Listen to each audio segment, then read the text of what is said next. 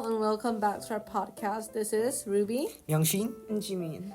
Today in our podcast, we'll talk about our famous animation childhood hero, Miyazaki Hayao. I'm very excited for this topic. As a proud anime fan, also known as a man of culture, I've been holding my tongue for so long. Same, I can't wait to talk about all of his animation films and all of his amazing films.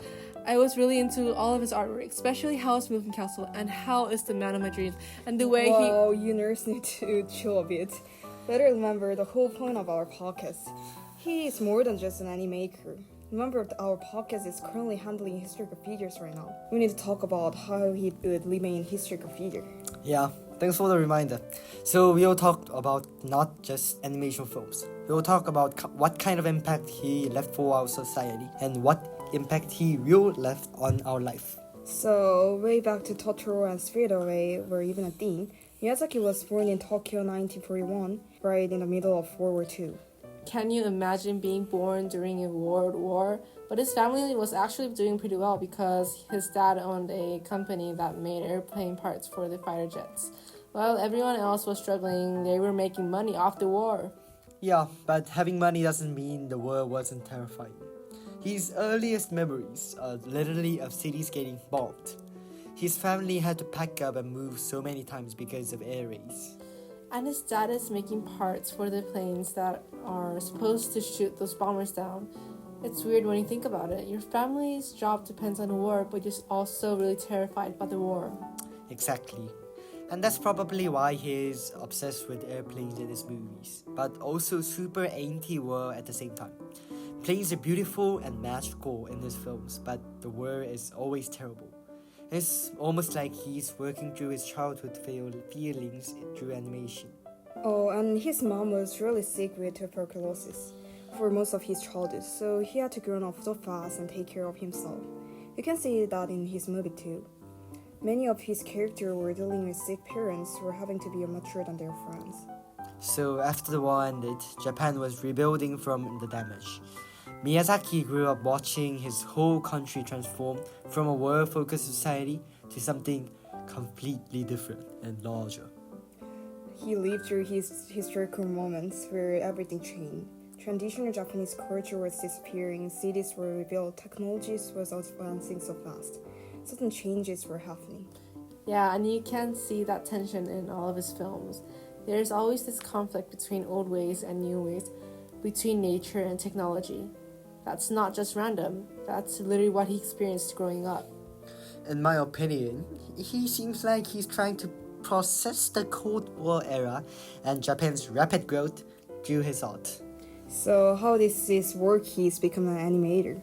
So in his high school, he discovered manga animation. There was this Chinese animated movie called The White Snake and Enchantress that completely changed his perspective. He realized that cartoons could tell serious stories, not just be fun and silly entertainment. And that was it. He was in love and completely hooked by it. He studied economics, which is kind of surprising and weird in college, and also random, but he was always drawing on the side. And then, in 1963, right after graduation, he got this entry-level job at Toei Animation. Basically, started at the bottom, doing the most basic animation work, like drawing things. He worked on Puss in Boots and many other famous animations there. But even as a total newbie, he already knew he wanted to use animation to deal with all of the heavy stuff from his childhood. The wars and the planes and environmental destruction he witnessed, all of that already flew in his mind. I think it's really beautiful how he took all that childhood trauma and turned into these incredible stories that help other people process their own hard times of life. So the admiration for beautiful fights and hatred for their use in war had come from his childhood. It's one of the central themes in his films. Right. It also appears in the Howl's Moving Castle, which is my favorite of his movies. Isn't a story about a girl who lack of confidence meeting with the handsome wizard Howl? Oh yeah, at the beginning of the movie, Sophie, a young hat maker, is cursed by the Witch of the Waste just because she had a conversation with Hal. She transformed into an old woman. Part of the curse was that she couldn't tell anyone, even her family. So she left home and while looking for refuge in the magical world, she went to the walking castle of the notorious wizard Hayao. Oh, I remember. So the story unfolds as she slowly become key part of Hao's unusual household, right? Yeah, she starts just cleaning and organizing the castle, kind of quietly finding a place. But then she begins helping Hao confront his own fear of the war, and in the end, she even breaks some of the curses, including her own. It was so romantic.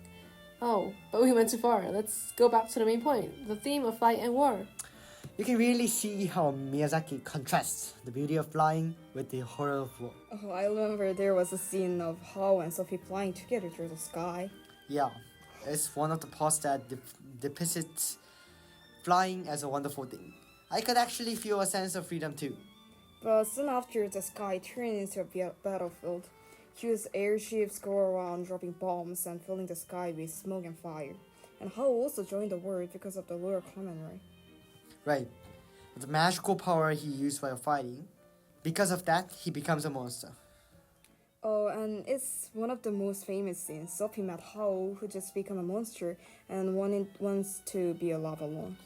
That moment is also important because it shows how Miyazaki shows war and the use of flight for violence as something deeply painful and self-destructive. That's why the reason this movie is categorized as anti-war themes in the movies he made.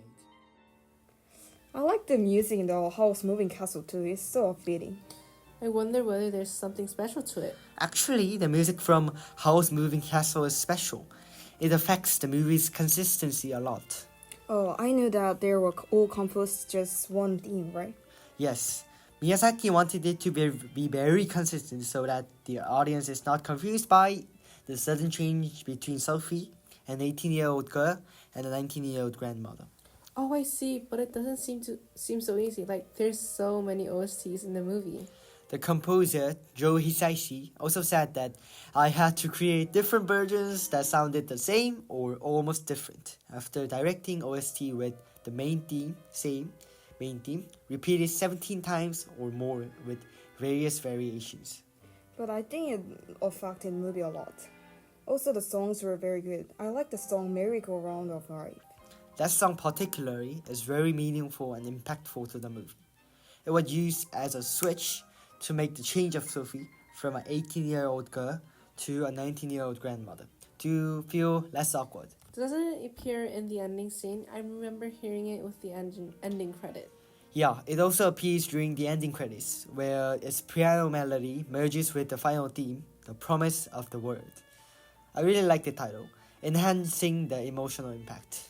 I really like the fact that the music is actually part of the movie. Yeah, that's also the reason why I like Ghibli OSTs too.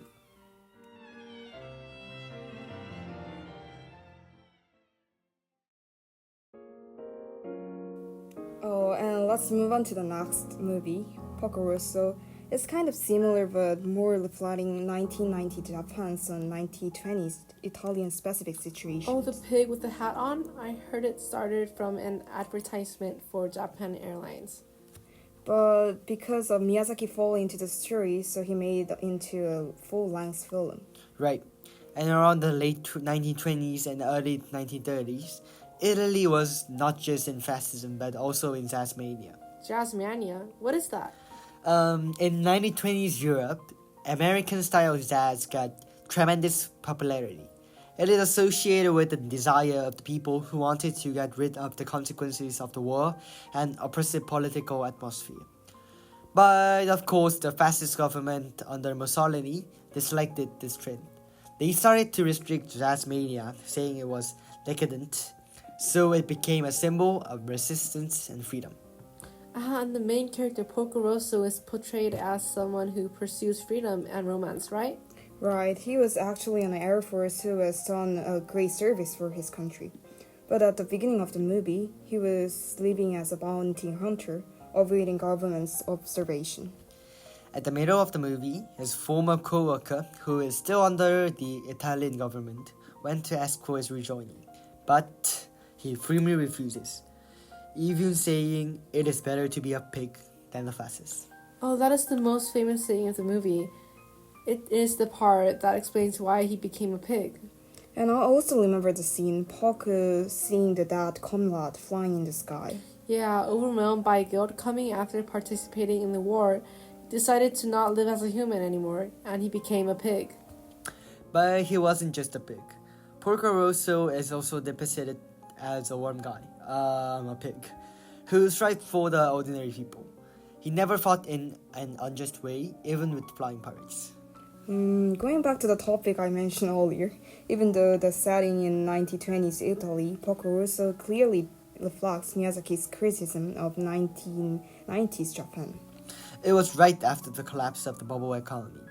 Many Japanese people had become disillusioned with society as a whole, but the country demanded people to live more strictly because the economy was struggling.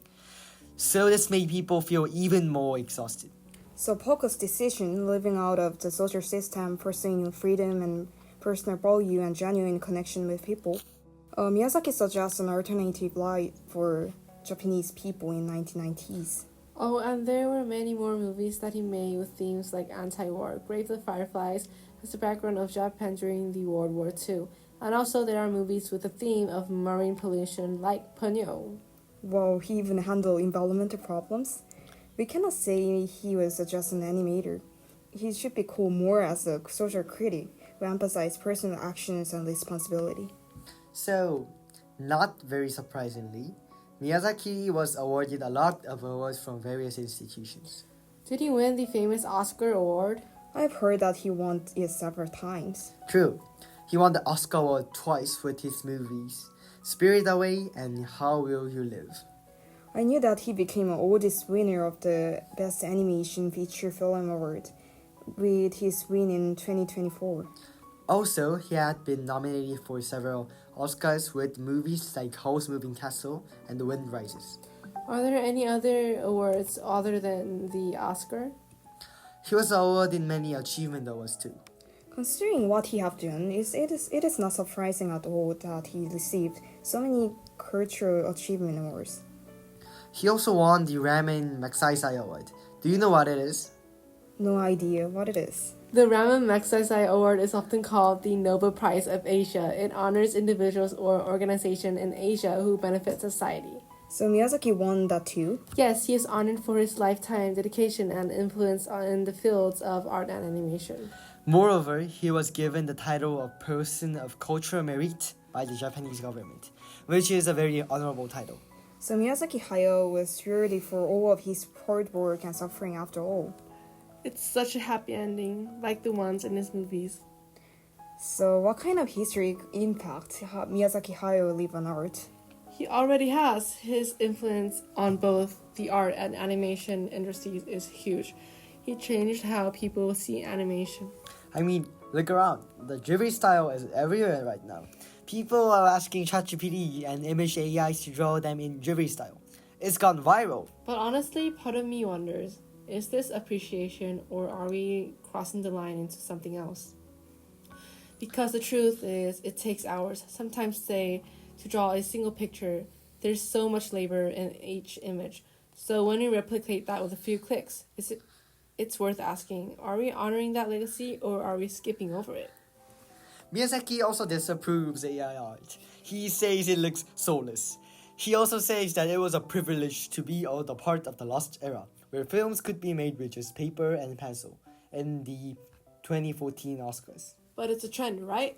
True, Miyazaki doesn't outrightly reject the development of AI and digital technologies.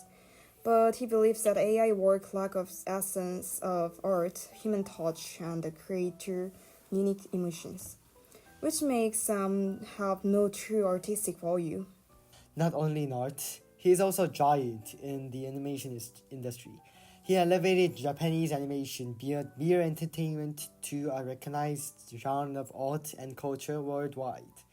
Significantly boosted its status through achievements such as the Academy Award, also known as the Oscar Award, win for The Spirit Away.